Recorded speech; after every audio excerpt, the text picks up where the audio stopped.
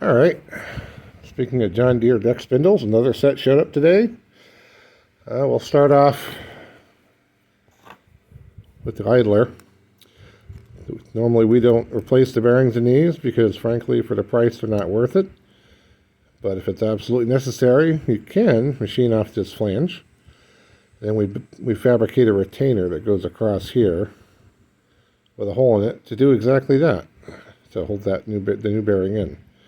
But normally we don't mess with these. We'll see what he wants to do about that. This would be the left side spindle that somebody had to torch one bolt off of, or they gave up. I'm not sure which. Didn't get a whole lot of history. Obviously this needs to be taken apart. New bearings put in. We'll see how that goes. Same thing for the right side pulley. We know this is the right side because it's got the power flow. And on this one, oh, two of the bolts are torched off. All right, so same with this. Let's see if we can get it apart without destroying too much. The fun part comes on the middle. So this is cracked. It's been cracked a while from the looks of things.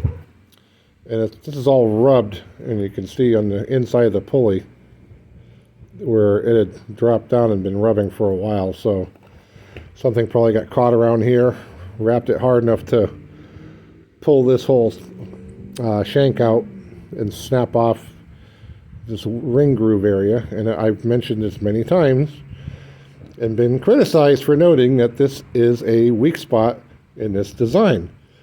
I don't like it. And it won't go back that way. I'm going to turn down this broken off area just to neaten it up. And the two snap ring grooves are going to be on the inside pushing out against the bearings. That way they're trapped inside, they're kept clean, and less prone to failure. There's a lot more metal in here to grab it than there is just at this little tiny edge. And no, I'm not going to braze this, build it up with braze and recut the groove out here. It's just asking for the same problem again. The last person that criticized me said, well, it's a 50-year-old design. Well, actually, no, it's not. But 50 years ago, this thing was all new and shiny and not rusty and not prone to failure. This bolt here is rusted right in pretty good here. So we're going to have to get that out.